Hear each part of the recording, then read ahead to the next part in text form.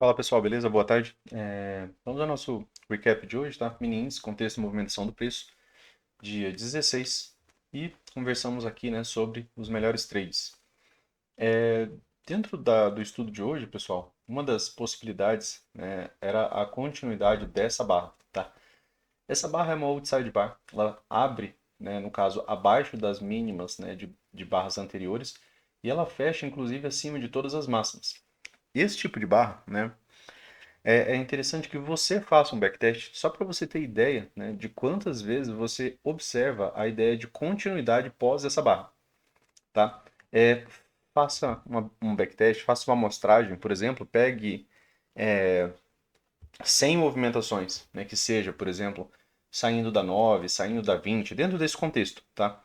E veja quantas vezes, né, esse tipo de barra tem, pelo menos, né, a retomada até uma nova máxima. No geral, ela tem boa continuidade, mas observe pelo menos, né, às vezes o preço faz essa movimentação com ou sem pullback, né, às vezes vai de maneira direta, mas é uma barra que normalmente tem continuidade. Um dos amigos até me perguntou hoje pela manhã, né, se eu não pensei na possibilidade, por exemplo, né, dessa barra aqui ser um clímax.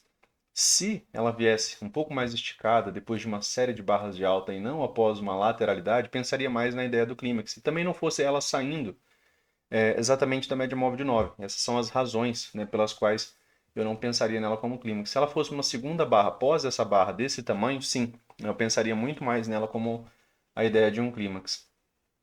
Mas, é, dentro desse contexto aqui, esperava algum tipo de continuidade. Aqui mesmo, né, nessa movimentação de alta, temos aqui ó, uma, aqui também, né, muito próxima, parecida com essa barra, né, sai da média móvel de 9. Também poderia, né, soar como um clímax, afinal de contas já era uma tendência, né, levemente estendida. Agora, lógico que a tendência três vezes maior, né, daqui aqui uma vez, daqui aqui outra vez, daqui aqui outra vez, né, três vezes maior do que essa movimentação inicial. Desculpa, pessoal. Mas aqui, né, tem uma barra com excelente potencial. E aí é interessante que você pegue uma amostragem de pelo menos 100 vezes, né, seja comprado, seja vendido, e observe quantas vezes, né, há uma continuidade dessa barra, uma boa continuidade, muitas vezes a projeção da própria barra. Ainda aqui nos 60 minutos, eu lembro de um outro dia aqui, ó. Aqui também tivemos, né, uma outside. Não é uma excelente barra de alta, mas ela vem, né, abaixo de algumas mínimas e fecha acima de várias máximas, né, e acaba tendo, né, uma excelente continuidade. Então, no geral, acaba sendo uma barra interessante. E eu estou falando desse backtest a favor da tendência, tá? Claro que você também deve fazer o contra a tendência, principalmente, né, se o mercado atingir o alvo, atingir alguma região relevante ali, né, para você. Aqui no próprio 60 minutos, né, a gente conversou hoje pela manhã que os retornos à média móvel de 20 seriam, né, o setup de compra, né, que seria o M2B. Isso aqui ainda é o M2B, tá, pessoal? Dentro da metodologia, né, esse retorno à média móvel de 20, ele não tem a obrigação de a barra seguinte fazer isso daqui, tá? Dentro da metodologia dual, ele estuda o deslocamento do preço. Então, se porventura, né, quando que o mercado ganha aceleração? Quando tem retomada. Luciano, isso aqui é um M2B? Ele manteve o M2B. Essa barra fechando abaixo da 9 é positivo? Não, ela já demonstra mais fraqueza dessa tendência. A gente vai estudar isso amanhã. É que amanhã a gente vai bater um papo mais sobre essa ideia de barra-barra para vocês entenderem sinais de força, né, de perda de uma tendência, tá? Vai ficar naquele estudo de mentoria gradual fechado, tá, para os membros. Se essa barra aqui, né, na segunda, né, fecha aqui acima da 9, né, desse jeito, ela ganha potencial de ser continuidade do M2B, tá? Tardia, mas é o potencial da continuidade. Isso aqui poderia ainda retomar essa tendência, já que ela ainda não tem todos os sinais, né, de perda de força de uma tendência, tá bom? Então aqui nos 60 minutos, essa barra aqui realmente eu trabalho ela, né, com uma ideia de continuidade. Hoje ela acabou não tendo. Inclusive tinha alvo acima, né, pessoal? Que alvo, né, Luciano? Você tinha, né, a princípio, essa projeção. Ó. A primeira projeção do dia que nós trabalhamos acabou sendo essa daqui, né? Aqui pagou o primeiro alvo, depois aqui pagou o segundo alvo. Não passou, né, desse segundo alvo, tá? Aqui tinha boa probabilidade de continuidade e pagar esse primeiro alvo, por quê? Porque o ciclo chegou muito bom, tá? Mas aqui, né, não teve mais nenhum tipo de continuidade. Aqui, pessoal, ainda dentro do 15 minutos, né? Aproveitar para falar sobre a dúvida de uns amigos que ele mandou agora recente, né? Ele falou sobre falha da falha. A falha da falha, a gente fez um estudo, né, dentro da mentoria gradual, né, até falando um pouco mais sobre rompimento e correção, né, enquadrando ela dentro de alguma possibilidade de rompimento e correção. Rompimento de quê? De alguma estrutura, rompimento de alguma outra barra, né, mas que ela tem, né, geralmente rompimento e correção. A falha da falha, né, eu vejo ela com a necessidade de ser rápida. Para ter eficácia, né, ela é meio que uma movimentação surpresa. Né? O preço está desenvolvendo um bom setup, esse setup falha e logo na sequência tem que ser retomada. Não pode ser barra sobreposta, precisa ser realmente uma boa retomada. Essa movimentação aqui ela veio, né, levemente descendente. Isso daqui nos remete muito mais à possibilidade de uma wedge bull flag, né, do que até mesmo, né, um final flag, né, que geralmente é a condição de direção, né, é um pouco diferente, tá? Mas não foi o que tivemos. A H1 aqui demorou, né, pessoal? Microcanal, L1, formou uma lateralidade. A H1 veio aqui, né? A H1 ela é mais interessante quando ela vem mais breve, né? No caso, para retomada imediata, ela não veio, ela veio depois de uma, duas, três, quatro barras, veio na quinta barra. Então aqui eu não consideraria, por exemplo, a falha da H1, né, que é uma boa retomada geralmente pós-microcanal, como um excelente setup, né? Até porque o UAU ele mesmo classifica, né, as entradas de H2 como setups melhores, né? Principalmente setups, por exemplo, né, quando esses setups eles saem da média móvel de 20. Então aqui você vê um retorno na média móvel de 20, que era ainda um potencial, né, setup de compra, tá?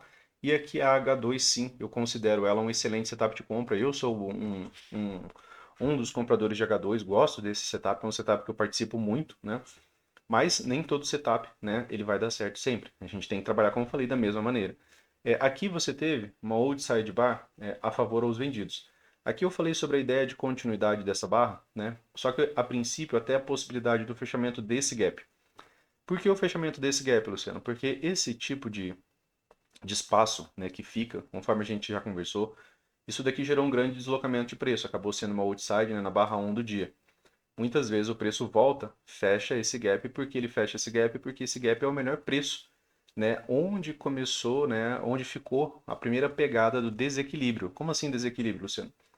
Isso daqui é atividade bilateral, ausência de gaps, né, barras sobrepostas. Isso daqui, né, é o deslocamento unilateral, né? Comprados estão no controle, né, da movimentação dessas barras para poder gerar todo esse deslocamento. Isso daqui é a pegada que ficou. Muitas vezes o preço volta, fecha esse gap e volta a subir. Ainda assim é um tipo de rompimento, tá? É um tipo de rompimento e correção. Tá. Então aqui a movimentação teve um outside, poderia ter continuidade até aqui. Aqui começou um problema, né, pessoal? Aqui começou um sério problema. Aqui é uma entrada de H2, ou seja, eu tenho retomada, tenho perda de mínimo. Próxima superação de máxima é uma entrada de H2. A entrada de H2 falhou com uma outside bar. Quando a entrada de H2, que é uma entrada confiável, falha, né, você tem a premissa de duas pernas de baixa. E aí aqui eu queria trazer o exemplo, né, para elencar para o amigo.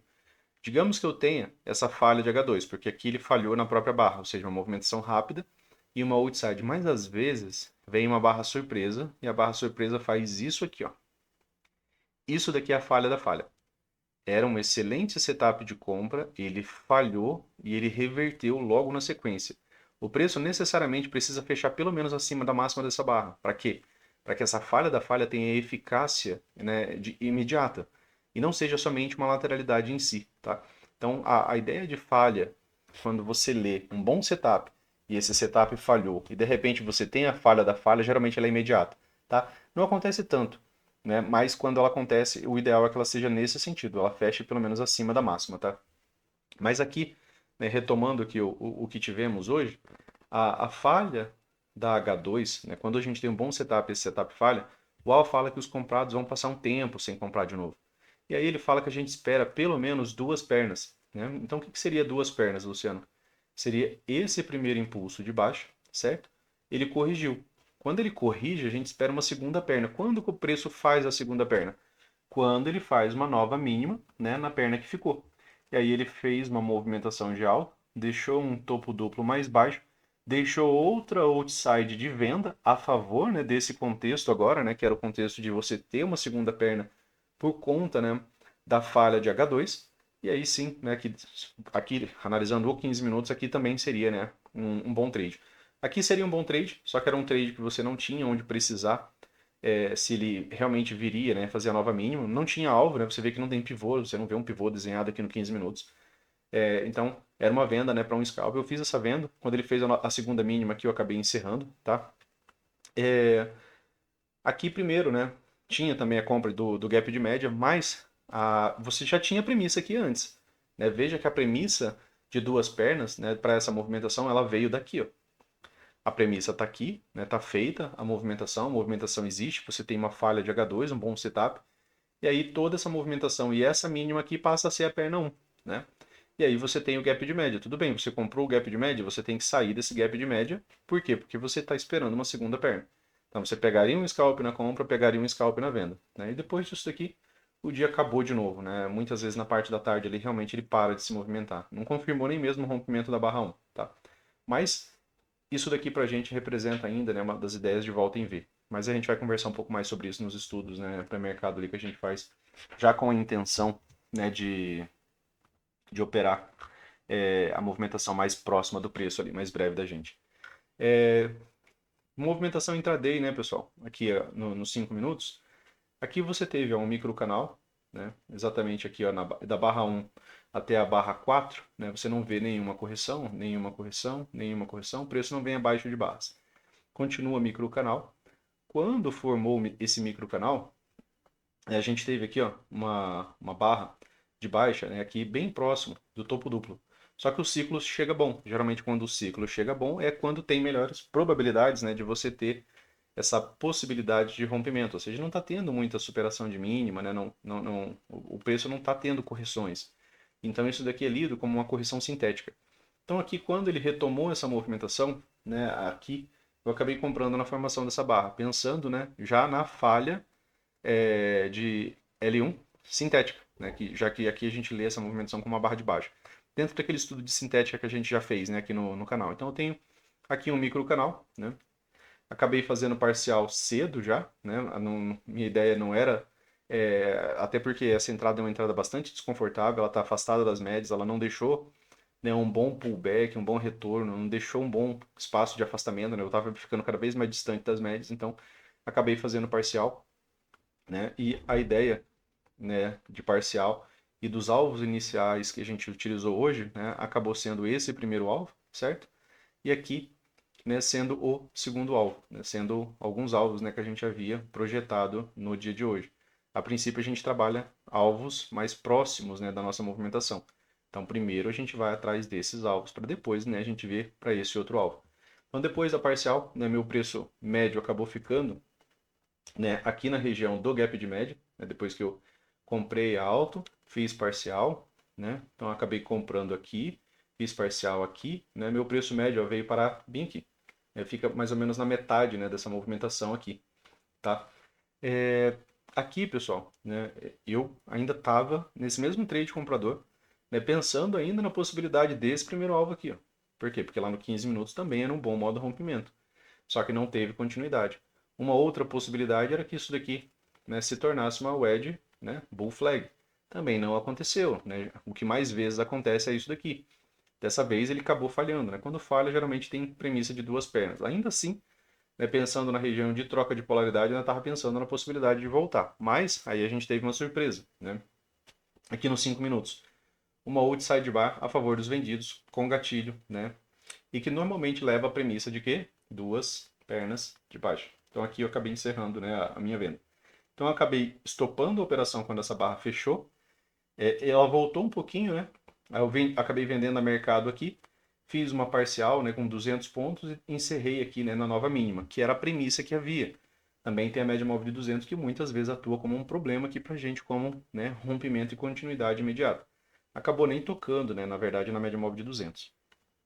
Então, depois daqui, esse contexto, né, de uma movimentação, né, de duas pernas de baixa, né, é lá do 15 minutos, tá? Ela já não é daqui do 5. Então a gente encaixa e deixa, né, a leitura do 15 minutos. Isso foi o que a gente falou pela manhã, né, pessoal? Não tem nada de diferente daquilo que a gente conversou. Aqui acabou formando uma wedge, né, de novo, né, mais uma vez uma pequena lateralidade. Mas aí a gente deixa essa análise para a gente fazer, né, mais para frente.